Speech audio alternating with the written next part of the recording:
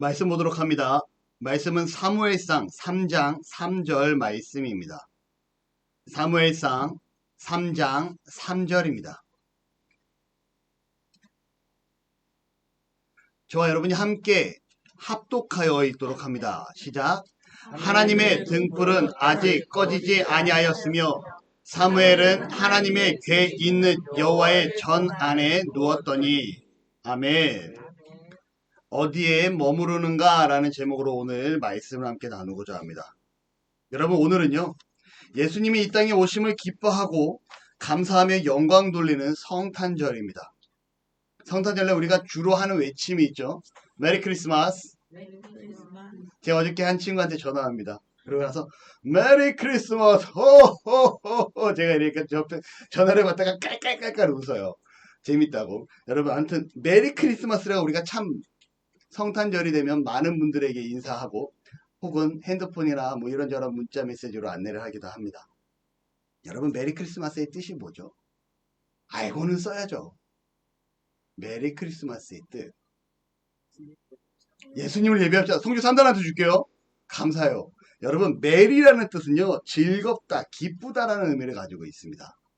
크리스마스는요, 크라이스트와 마스, 미사의 합성어예요. 크라이스트, 미사, 뭐죠? 예수님을 예배합시다요. 다시 말하면 메리 크리스마스는요, 기쁘고 즐겁게 예수님을 예배합시다 라고 외치는 게 메리 크리스마스입니다.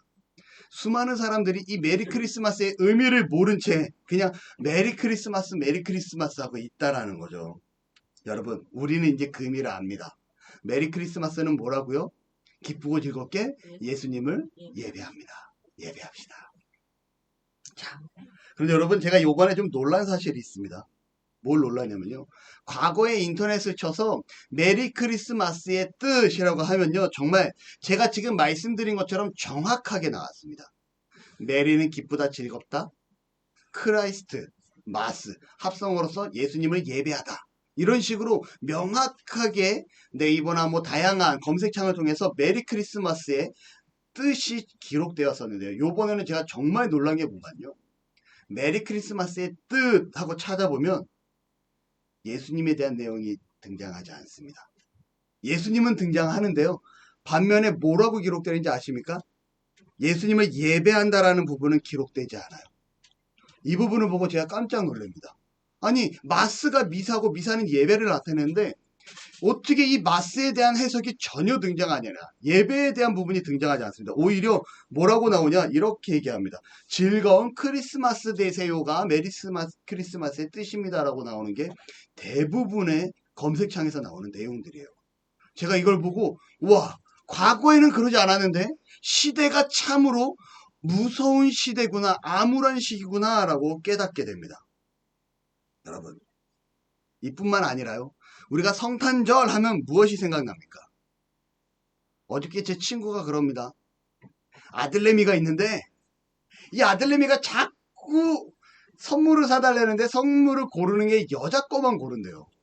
그래가지고 이분이 편지를 씁니다. 아들한테. 안녕, 누구야? 나는 산타클로스 아저씨야. 남자에게는 남자 선물을, 여자에게는 여자 선물을 주는 게 정해져 있단다 라고 편지를 써서 아들한테 몰래 줬대요.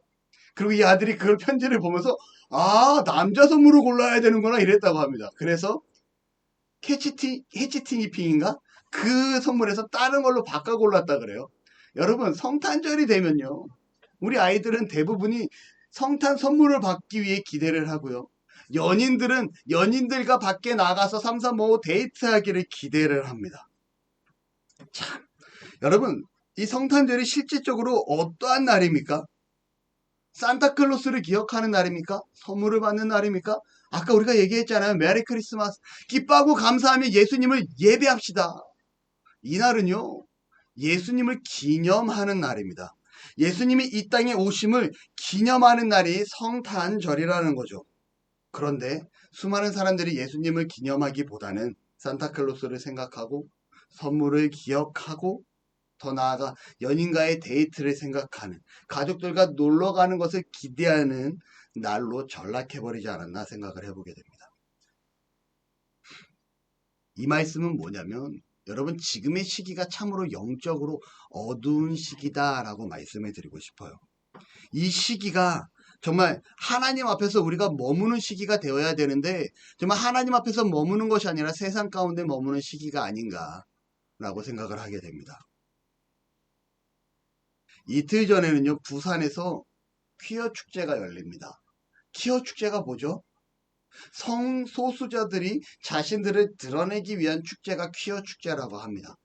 많은 인원이 모이지는 않았지만 여러분 부산에서 퀴어 축제가 열리기 시작을 하고요. 이 퀴어 축제의 캐치프레이즈, 슬로건이 뭐였는지 아십니까? 이거였습니다. 바로 메리 퀴어 마스였어요. 메리 크리스마스가 아니라 메리 퀴어 마스. 이 말을 다시 우리식으로 해석하자면요. 기뻐하고 즐거워하는데 성소수자를 예배하라는 의미입니다. 이분들이 그걸 알고 그런 캐치프레이즈를 썼는지는 모르겠어요.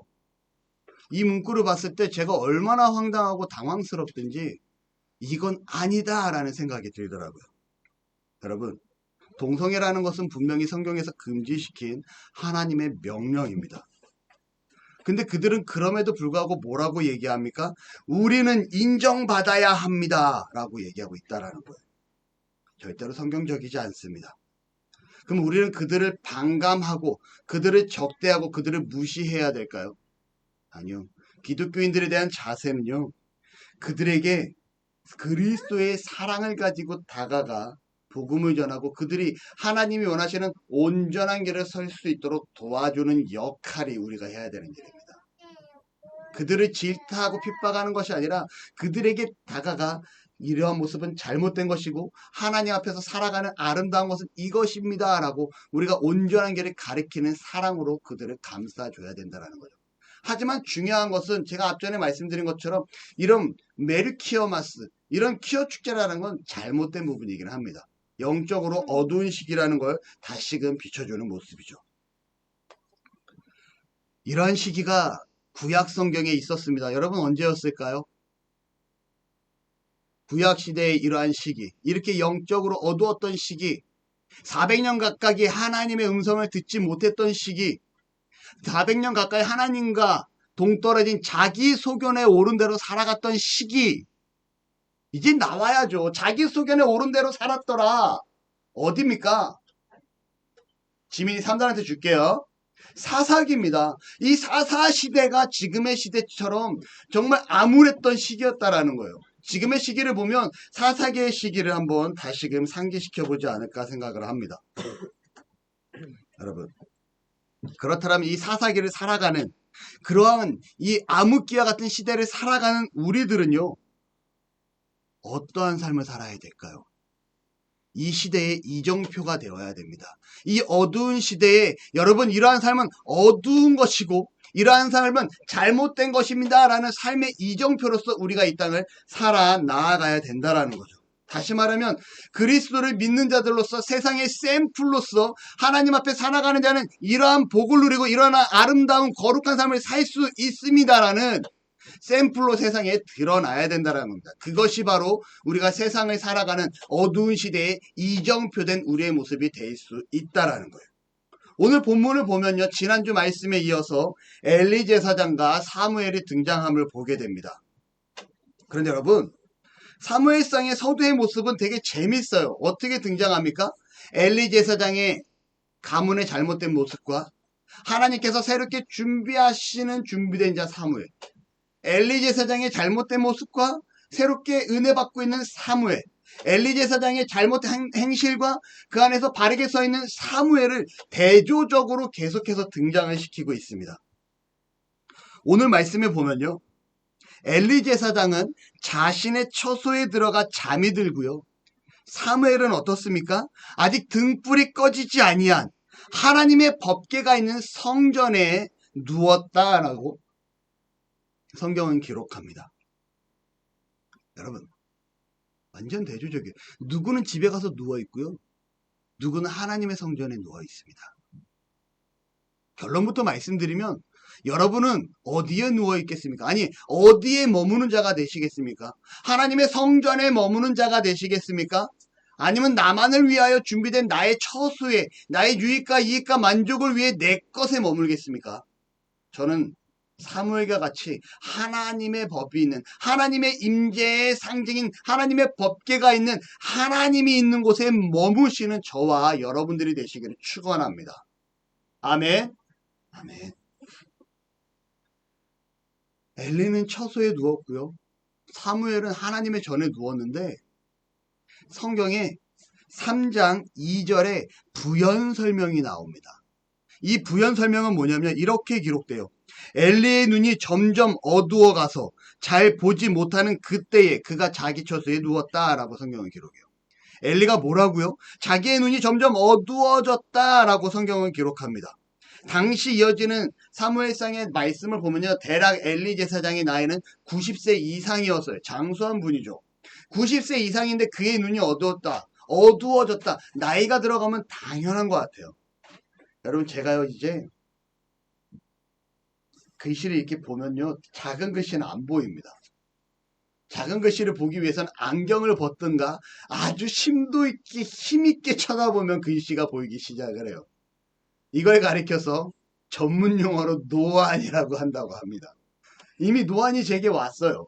그리고 저는 분명히 제 시력이 1.2였었거든요. 어렸을 때는. 근데 지금은 0.3이라는 시력으로 눈이 시력이 많이 낮아진 것을 경험하게 됩니다. 나이가 들어가면서 아직은 젊지만 그래도 나이가 들어가면서 점점점 신체 기능이 약해지는 제 모습을 발견하게 되죠. 이처럼 엘리 제사장이 나이가 90이었다라고 하면 분명히 그의 눈이 어두웠다라는 건 큰 문제가 되지 않을 것 같아요. 그런데 여러분 엘리 제사장이 눈이 어두웠다라는 표현은 은유적으로 그의 영적인 눈이 어두웠다라는 부분을 우리가 다시금 상기해 볼 수가 있습니다. 여러분 사무엘상 3장 1절의 말씀에 보니까요. 아이 사무엘이 엘리 앞에서 여호와를 섬길 때에는 여호와의 말씀이 희귀하여 이상이 흔히 보이지 않았더라 라고 얘기합니다. 이 말씀이 좀 어려운 표현이 될 수도 있는데요. 다시 말하면 엘리 제사장이 지금 어느 시기를 지나고 있습니까? 엘리 제사장이 등장하기 바로 직전의 시기가 무슨 시기였어요, 여러분? 400년 동안 암흑기였던 자기 소견에 옳은 대로 살아갔던 사사기의 시대였습니다. 이 사사기의 시대와 하나님으로부터 준비되어서 세워져가는 사무엘의 시대의 그 과도기적인 과정에 지금 누가 있습니까? 엘리 제사장이 있다라는 거예요. 하나님의 말씀이 흔하지 않았고 하나님의 역사하심을 쉽게 볼 수 없었던 그 시기에 있었던 엘리 제사장. 다시 말하면요.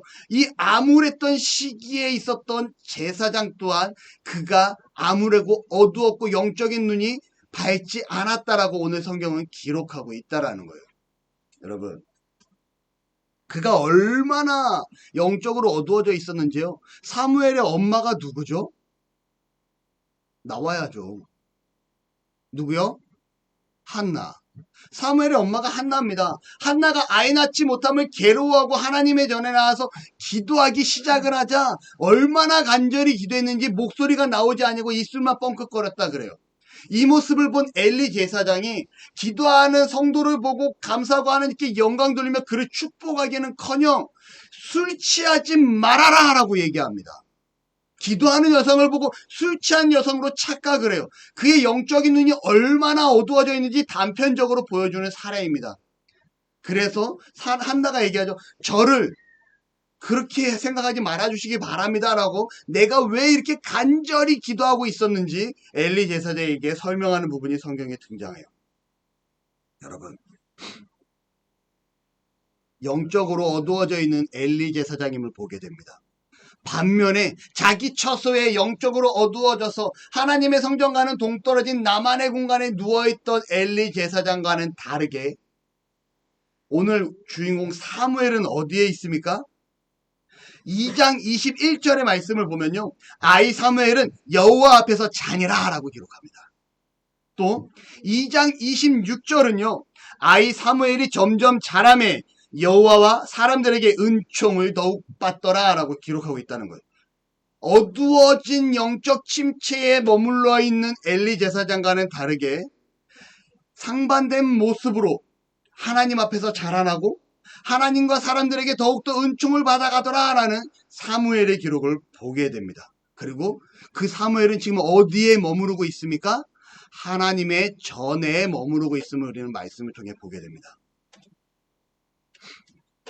어두운 시기에 영적으로 분별되지 않은 그 시기에 사무엘은요, 그 시기임에도 불구하고 어디에 머무르는 은혜가 있었습니까?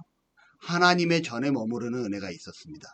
다시 말하면 하나님 곁에 머무는 은혜가 사무엘에게 있었다라는 거죠. 우리는요, 사무엘과 같이 하나님 곁에 머무는 은혜가 있어야 합니다. 그럴 때 우리에게 주어지는 하나님의 음성이, 우리에게 주어지는 하나님의 계획하심이, 우리에게 주어지는 하나님의 허락하신 복이 우리의 삶에 임하게 되고요. 우리는 세상의 이정표로서 어두운 시대를 온전한 길로 이끌어가는 참된 그리스도인으로 살아가게 될 줄로 믿습니다. 사무엘이 하나님의 전에 법궤가 있는 그 처소에 머물게 되죠. 그리고 그때 하나님께서 사무엘을 부릅니다. 처음에는 하나님의 음성인지 몰랐던 사무엘이 3번의 음성 이후에 엘리 제사장의 가르침으로 하나님의 음성인 줄 알고 그가 고백합니다. 3장 9절이에요. 여호와여 말씀하옵소서 주의 종이 듣겠나이다. 여러분 뭐라고요? 여호와여 말씀하옵소서 주의 종이 듣겠나이다. 우리가 하나님 곁에 머물 때요, 우리는 하나님의 음성을 듣고 하나님의 말씀을 깨닫고 세상으로 나아가 이정표 역할을 할 수가 있습니다. 하나님 곁에 머물지 아니하면 우리는 하나님이 주시는 그 어떠한 것도 누릴 수 없다라는 거예요. 엘리 제사장과 별반 다를 게 없다라는 거죠. 하나님은 우리가 하나님 곁에 머물며 하나님이 주신 것을 누리며 갖추며 살아나가기를 원하시는데 우리가 하나님의 곁에 있지 아니하면 그러한 것들을 누릴 수 없다라는 겁니다. 신약시대의 수많은 사람들이요, 예수님의 예언을 기대하며 우리의 구원자 메시아가 올 것을 고대하고 있었어요. 메시아가 오면 우리는 이 로마의 압제에서 구원받고 우리는 그들과 함께 이 땅을 힘차게 기쁘게 영광스럽게 살아갈 것이다 라는 메시아를 기다리는 사상이 그들의 머릿속에 가득 차 있었습니다. 그런데 여러분, 정말 그 기대하고 고대하고 바랬던 예수님이 이 땅에 오셨어요. 그 예수님이 오자 수많은 사람들이 어떻게 얘기합니까? 예수님을 핍박하고요. 어떻게 나사렛에서 선한 것이 날 수 있느냐? 예수님을 조롱하기 시작합니다.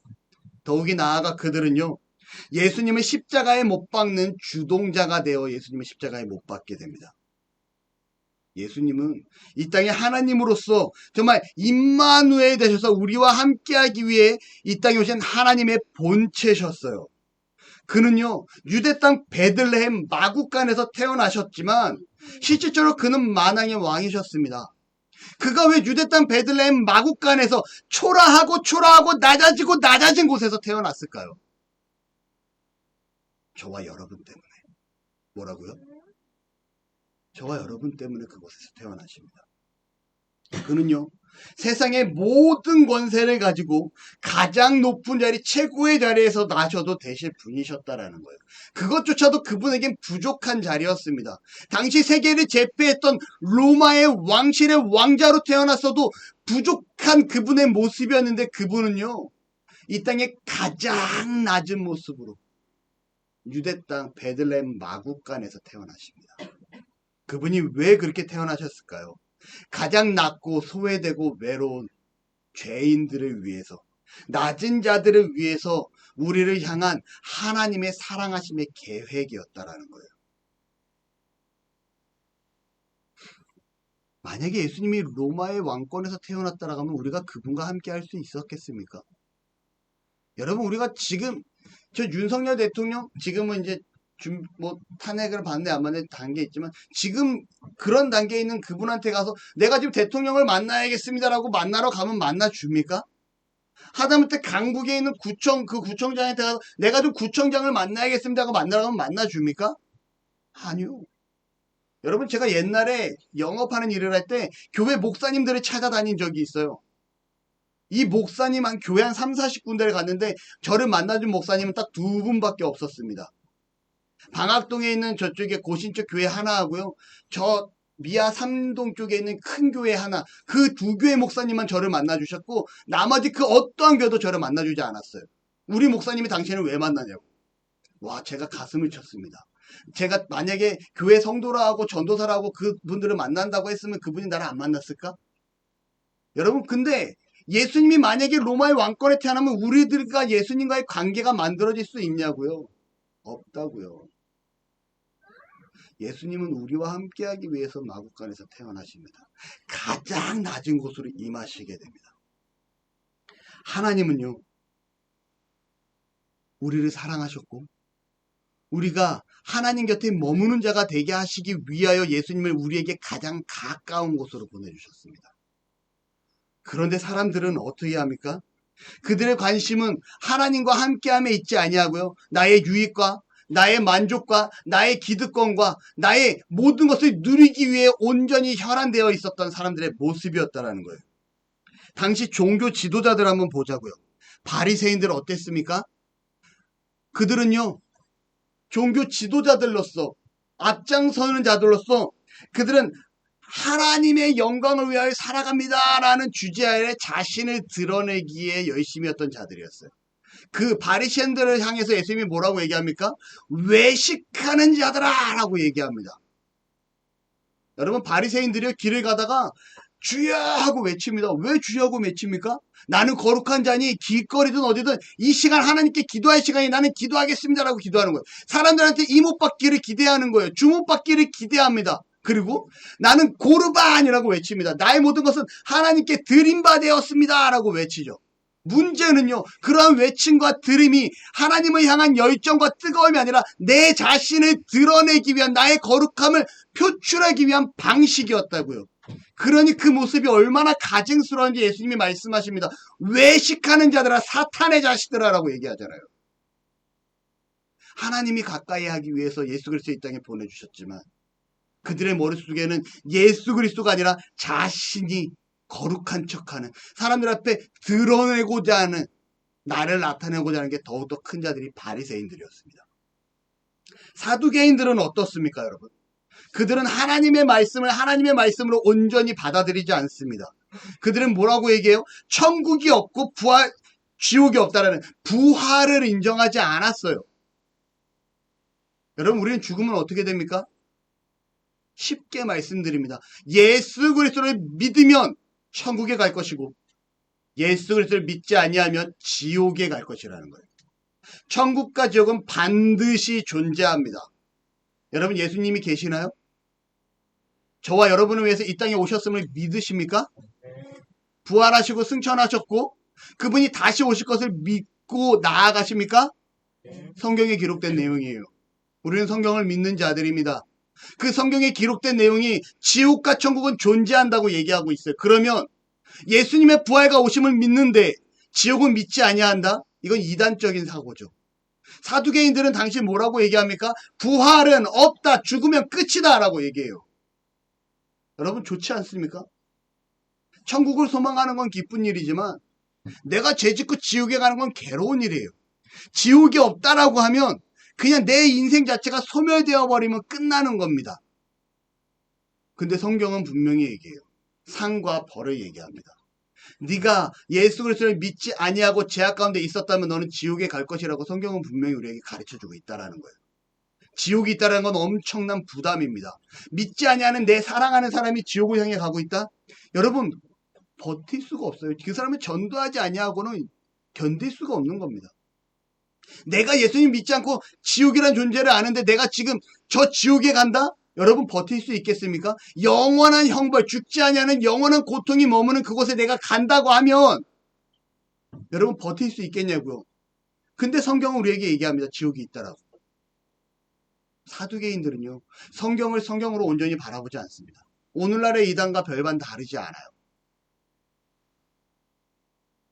여러분, 또 그 당시 종교 지도자들이 누가 있었습니까? 바로 제사장들과 서기관들이 있었습니다. 그들은 실세였어요. 그 시대를 이끌어가는 실세였습니다. 제사장들과 서기관들은요, 자신의 기득권을 빼앗기지 않기 위해서 그들은 예수님을 십자가에 못 박히기에 앞장섭니다. 그들은 군사를 동원하기에 거리낌이 없습니다. 왜요? 자신의 서기관의 위치와 자신의 제사장의 이 좋은 위치를 유지하기 위해서 하나님이 이 땅에 오셨음에도 불구하고 그를 십자가에 못 박기 위해 앞장선 선동자들이었다라는 거죠. 다시 말하면 바리새인과 사두개인, 서기관, 제사장 이들은요, 당시 종교 지도자들이었고 그들을 이 땅에 살아가는 사람들을 온전하게 이끌어가야 될 지도자들이었다라는 거예요. 하지만 그들이 영적으로 어두워지자 하나님 곁에 머물지 아니하고 자신 안에 머물고 자신의 이익과 유익을 위해 머물자 그들은 세상의 이정표가 되지 못합니다. 오히려 정말 자신만을 드러내기 위하여 살아가는 자들이 되고 예수님을 십자가에 못 박는 악의 축이 되는 자들이 되어짐을 우리가 성경의 신약을 통해서 알 수 있게 됩니다. 예수님은요, 우리 곁에 머물기 위해 이 땅에 오십니다. 그리고 우리에게 구원을 주시고요. 이 땅을 살아가는 자들이 어떠한 삶의 모범으로 살아가야 하는지 직접 몸소 실천해 보여주셨어요. 사무엘이 하나님의 전에 머물 때 사무엘이 하나님의 음성을 듣고 그 말씀에 주의 종이 듣겠나이다라는 이 순종의 말씀과 주의 종이 듣겠나이라는 그 하나님의 음성을 듣고 순종의 삶을 나아갈 때 그는 제사장으로서 이스라엘을 이끌어가는 선지자로 성장하게 됩니다. 그리고 사무엘 제사장을 통해 이스라엘의 왕이 세워지게 되고요. 그 사무엘 제사장을 통해 세워졌던 다윗 왕가를 통해서 훗날 누가 오시게 됩니까? 예수 그리스도가 오시게 되는 거예요. 이 땅에 구원자가 오시게 됩니다. 여러분, 우리가 하나님의 일을 온전히 감당하는 자가 되어야 됩니다. 우리가 예수님 앞에 먼저 나아온 것이 아니에요. 예수님이 먼저 우리에게 다가오셨습니다. 그 다가온 예수님을 우리가 마음을 열고 마음에 모시게 되었고 이제 내 삶의 주인으로서 예수님을 모시며 살아가는 하나님의 성도가 된 거예요. 여러분, 어디에 머무셔야 됩니까? 나에게 먼저 다가오셨다니까요. 예수님 제발 나에게 와주세요라고 누가 기도했나요? 아니요. 예수님이 우리 안에 다가오셨고 우리가 그 예수님을 믿음으로 구원받은 자가 되었다라는 거예요. 어디에 머물러야겠냐고요? 세상의 죄악 가운데 머물겠습니까? 아니면 하나님 곁에 예수님 곁에 머무는 자가 되겠습니까? 저는 우리 나눔의 가족 모두가요. 예수님 안에 머무는 은혜가 있기를 소망합니다. 우리가 예수님 안에 머물 때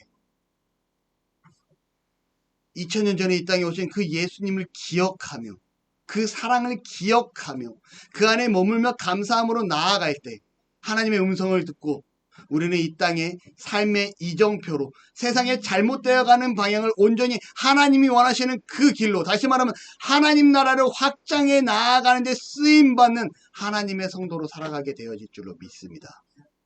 여러분 어디에 머무시겠습니까? 하나님 곁에 머무시는 그러한 은혜가 있기를 축원합니다. 기도하겠습니다. 사랑합니다 하나님. 고맙습니다 하나님. 우리를 너무나 사랑하셨고 이 땅에 오셨으며 우리를 구원하셨고 하나님 곁에 머물 수 있는 특권을 허락하여 주셨으니 그 사랑 그 은혜 감사드립니다. 우리가 온전히 하나님 곁에 머물며 살아 나아가는 참된 믿음의 성도 되게 하시고 그 머문의 삶을 통하여 하나님의 음성을 듣고 순종하며 세상의 이정표로 하나님 나라를 확장하고 제약된 곳을 온전히 서게 하며 어두운 곳을 밝히는 빛과 소금으로의 역할을 감당하는 은혜가 있기를 원하오니 하나님 도우시고 함께하여 주옵소서. 예수님의 이름으로 기도합니다. 아멘.